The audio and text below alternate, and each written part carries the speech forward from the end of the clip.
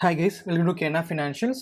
இன்னைக்கு வந்து பார்த்தீங்கன்னா ஜனவரி 5. ஸோ இன்னைக்கு பேங்க் நிஃப்டில இன்ட்ராடே நம்ம எப்படி பண்ணியிருப்போம், என்ட்ரி அண்ட் எக்ஸிட் எப்படி பிளான் பண்ணியிருக்கலாம். ஸோ அதான் வந்து இன்னைக்கு நம்ம வீடியோவில் நம்ம பார்க்க போகிறோம். ஸோ பிஃபோர் நம்ம வந்து வீடியோக்குள்ளே போகிறதுக்கு முன்னாடி நம்ம என்ன பண்ணுறோம் அப்படின்னு பார்த்தீங்கன்னா, நம்ம வந்து ஒரு ஸ்ட்ரக்சர் அனாலிசிஸ் வந்து நம்ம பண்ணிட்டு அதுக்கப்புறம் வந்து நம்ம ப்ரைஸ் ஆக்ஷனில் எப்படி என்ட்ரி எடுத்துக்கலாம்னு சொல்லிட்டு தான் நம்ம பார்க்க போகிறோம். ஸோ நம்ம ஸ்ட்ரக்சர் பேஸ்ட் அனாலிசிஸ் அப்படின்னு பார்த்தீங்கன்னா, நமக்கு வந்து மார்க்கெட் வந்து நமக்கு இங்கேருந்து அப் ட்ரெண்டில் இருந்த மார்க்கெட் இந்த இடத்துல வந்து நமக்கு டவுன் ட்ரெண்ட் ஆயிருக்கு. சரிங்களா? இப்போ மறுபடியும் இந்த டவுன் ட்ரெண்ட்லேருந்து மறுபடியும் மார்க்கெட் அப் ட்ரெண்ட் போகணும் அப்படின்னா நமக்கு வந்து சர்டன் லெவல்ஸ் உடைக்கணும். அது எந்தெந்த லெவல் அப்படின்னு பார்த்தீங்கன்னா 43,200 வந்து நமக்கு ஃபர்ஸ்ட் லெவல் அண்ட் 42,900 வந்து கீழே நமக்கு செல் ஆஃப் ஆகிறதுக்கு உடைக்க வேண்டிய லெவல். அப்படி மார்க்கெட் 43,200க்கு மேலே உடச்சிருச்சு அப்படின்னா நமக்கு நெக்ஸ்ட் ஐடியல் லெவல் எங்கே போகணும் அப்படின்னு பார்த்தீங்கன்னா 43,500 அண்ட் 42,900க்கு கீழே நமக்கு மார்க்கெட் உடச்சிருச்சுன்னா நமக்கு நெக்ஸ்ட் ஐடியல் ஸ்ட்ரக்சர் எங்கே இருக்குது அப்படின்னு பார்த்தீங்கன்னா கிட்டத்தட்ட வந்து 42,500. ஸோ இதான் வந்து நமக்கு ideal level of next down structure. சரிங்களா? இதையும் மார்க்கெட் உடச்சிருச்சு அப்படின்னா நமக்கு நெக்ஸ்ட் லெவல் ஆஃப் ஸ்ட்ரக்சர் எது வரைக்கும் போகும் அப்படின்னு பார்த்தீங்கன்னா நமக்கு கிட்டத்தட்ட வந்து 42,200லேருந்து 250 வரைக்கும் நமக்கு மார்க்கெட் போகிறதுக்கு சான்ஸ் இருக்குது. ஸோ இந்த ஏரியா வந்து நெக்ஸ்ட் லெவல் ஆஃப் ஸ்ட்ரக்சர் நமக்கு மார்க்கெட் போகிறதுக்கு சான்ஸ் இருக்குது. ஸோ இதான் வந்து நேற்று நம்ம வீடியோவில் அனாலிசிஸில் நேற்று பார்த்துருந்தோம். ஸோ இதை பேஸ் பண்ணி தான் நமக்கு இன்றைக்கி ட்ரேட் பண்ணுறோம்.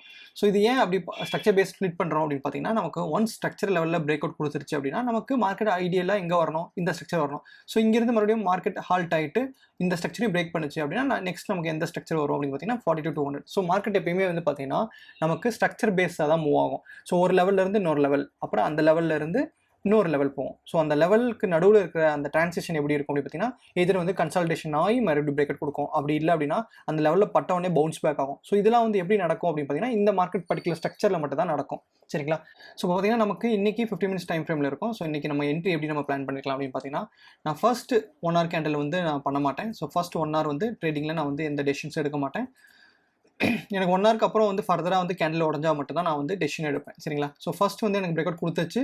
இந்த டைம் வந்து எங்கன்னு பார்த்தீங்கன்னா நமக்கு 9:30 பிரேக் அவுட் கொடுத்துருச்சு. ஸோ ஃபர்தராக இப்போ வந்து எனக்கு ஒரு ரீடெஸ்ட் நடந்துச்சு 42,900க்கு அப்படின்னா நான் வந்து ஐடியலாக என்ட்ரி எடுப்பேன். அதுவும் வந்து எனக்கு 10:30க்கு மேலே அந்த ரீடெஸ்ட் வந்துச்சு அப்படின்னா எனக்கு இன்னுமே வந்து ரொம்ப கம்ஃபர்டபுளாக அந்த ட்ரேட் இருக்கும். சரிங்களா? ஏன் அப்படி சொல்கிறேன் அப்படின்னு பார்த்தீங்கன்னா மார்னிங் 1 hour வந்து எப்பயுமே வாலட்டிலிட்டி இருக்கும். ஸோ அந்த வாலட்டிலிட்டிலே என்னால் வந்து ஆப்ஷனை பொறுத்த வரைக்கும் பர்ஃபெக்டான என்ட்ரி நம்மளால் டிஃபைன் பண்ண முடியும். அதனால அந்த ஃபர்ஸ்ட் 1 hour நம்ம வந்து அவாய்ட் பண்ணிடுறோம். ஸோ இப்போ பார்த்தீங்கன்னா நமக்கு வந்து கீழே பிரேக் அவுட் கொடுத்துச்சு. இந்த பிரேக் அவுட் நமக்கு கன்ஃபார்ம் ஆகணும் அப்படின்னு பார்த்தீங்கன்னா நமக்கு ஒரு ரீடெஸ்ட் நடக்கணும். ஸோ அந்த ரீடெஸ்ட் நம்ம நடக்குதான்னு சொல்லிட்டு அடுத்தடுத்த கேண்டில் பார்ப்போம். ஸோ அந்த ரீடெஸ்ட் எங்கே வரணும் அப்படின்னு பார்த்தீங்கன்னா 42,900. ஸோ இது வந்து ப்ராபப்லி கன்சிடர்ஸ் ரீடெஸ்ட். ஸோ இந்த இடத்துல வந்து பார்த்தீங்கன்னா நமக்கு இது மார்க்கெட் பர்ஃபெக்டாக ரீடெஸ்ட் ஆயிருக்கு. So 10:15 candle. ஸோ இதையே நான் வந்து அவாய்ட் பண்ணுறேன். ஸோ என்னோட ஐடியல் என்ட்ரி எப்பவுமே பார்த்தீங்கன்னா 10:30க்கு மேலே தான் இருக்கும். ஸோ 10:30க்கு மேலே தான் வந்து ரேண்டமாக நான் வந்து என்ட்ரி எடுப்பேன் based on any structure or price action. சரிங்களா? ஸோ இப்போ வந்து என்ன பார்த்தீங்கன்னா என்ன ஆயிடுச்சு அப்படின்னு பார்த்தீங்கன்னா 10:30 வரைக்கும் மார்க்கெட்டிங் சைடில் இருக்குது. So next level of action எப்படி இருக்கும் என்னோடது அப்படின்னு பார்த்தீங்கன்னா 142,765 கீழே மார்க்கெட் போனால் மட்டும் நான் வந்து என்ன பண்ண போகிறேன் அப்படின்னு பார்த்தீங்கன்னா புட் சைடு எடுக்க போகிறேன். ஸோ என்னோட ஃபர்ஸ்ட் லெவல் ஆஃப் டார்கெட் அப்படின்னு பார்த்தீங்கன்னா 42,500 அண்ட் 42,500 வந்து கொஞ்சம் சஸ்டெயின் ஆகிட்டு கன்சாலிடேட் ஆகிட்டு உடச்சிருச்சு அப்படின்னா என்னோட செகண்ட் லெவல் ஆஃப் டார்கெட் அப்படின்னு பார்த்தீங்கன்னா 42,300லேருந்து 250 வரைக்கும். ஸோ எப்பயுமே வந்து ஒரு ரேஞ்ச் தான் நான் வந்து என்னோட டார்கெட்டை டிஃபைன் பண்ணுவேன். நம்ம வந்து எக்ஸாக்ட் பாயிண்ட் மார்க்கெட்டில் எடுக்க முடியாது. ஸோ எதுக்கு அப்படி நான் சொல்கிறேன் அப்படின்னு பார்த்தீங்கன்னா நான் வந்து ஒரு பொருள் 50 ரூபாய்க்கு வாங்குவேன். இன்னொருத்தர் வந்து அது 52 ரூபாய்க்கு வாங்கணும்னு நினைப்பார். இன்னொருத்தர் வந்து 55 ரூபாய்க்கு வாங்கணும்னு நினைப்பார். சரிங்களா? ஸோ அப்படி கன்சிடர் பண்ணும்போது நமக்கு 42,300க்கு முன்னாடியே நிறைய பேர் எக்ஸிட் ஆவாங்க, அல்லது 42,250க்கு அப்புறம் கூட எக்ஸிட் ஆவாங்க. பட் நம்ம வந்து அந்த ரிஸ்க் எடுக்கக்கூடாது. ஸோ அதனால் நம்ம என்ன பண்ணிக்கிறோம் 42,200 மார்க் பண்ணாலும் இல்லை 250 மார்க் பண்ணியிருந்தாலும் நம்ம அந்த 250 லெவலுக்கு முன்னாடியே எக்ஸிட் ஆயிரும். சரிங்களா? ஸோ மற்ற ட்ரேடருக்கு முன்னாடி நம்மளோட எக்ஸிட் பிளான் இருக்கணும். அப்போ தான் வந்து நம்ம என்ன பண்ண முடியும் அப்படின்னு பார்த்தீங்கன்னா நம்ம பார்த்த ப்ராஃபிட்டை வந்து புக் பண்ணி வெளியில் கொண்டு வர முடியும், நம்ம கைக்கு வரும். அப்படி இல்லை அப்படின்னா இந்த ஏரியாவில் பவுன்ஸ் ஆயிடுச்சு அப்படின்னா நமக்கு என்ன ஆகும், நம்மளோட ப்ராஃபிட் எல்லாமே எரைஸ் ஆகிடும். நமக்கு மறுபடியும் காஸ்ட்டில் வந்து நிற்போம். சரிங்களா? அந்த ரிஸ்க் எடுக்கக்கூடாதுன்னு சொல்லிட்டு நான் வந்து எப்பயுமே வந்து டார்கெட்டை வந்து ஒரு ரேஞ்சாக டிஃபைன் பண்ணுவேன். ஸோ அது வந்து எப்பயுமே ஒரு ரேஞ்ச் லைன் கிடையாது. சரிங்களா? So as per hour analysis நம்ம என்ன பண்ண போகிறோம் அப்படின்னு பார்த்தீங்கன்னா 42,765 கீழே வந்துருச்சு அப்படின்னா 42,500 அண்ட் தென் 42,300. ஸோ இதான் வந்து ideal level. So further candles நம்ம பார்ப்போம். ஸோ ஃபர்தர் கேண்டில்ஸ் வந்து பார்த்தீங்கன்னா நமக்கு இந்த இடத்துல பிரேக் அவுட் கொடுத்துச்சு. பட் பிரேக் அவுட் இன்னும் வந்து நமக்கு கீழே க்ளோஸ் ஆகலை, லைனுக்கு கீழே க்ளோஸ் ஆகணும். So next set of candle நான் வெயிட் பண்ண போகிறேன்.